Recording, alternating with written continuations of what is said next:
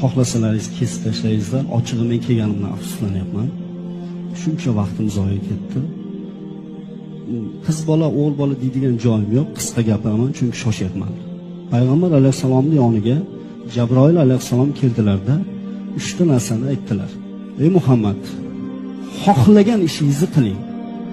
Agar hantalni urg'ucha bo'lsa yoki toshni ichida bo'lsa ham yaxshi bo'lsa mukofotini, yomon bo'lsa jazosini olasiz. Ikkinchisi, xohlagan insoningizni yaxshi ko'ring. Baribir bir kun ajralasiz.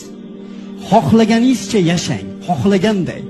Fahshga botib yashaysanmi, zinoni targ'ib qilib yashaysanmi, avratingni ko'rsatib yashaysanmi, baribir bir kun o'lasan va Alloh taoloning oldiga borasan.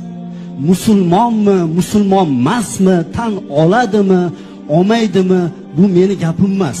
Bu payg'ambar alayhisalom aytgan gap bu. O'zini musulmonman degan inson tilini tiyib, haddini bilib, hayosini joyiga qo'yib o'tirish kerak.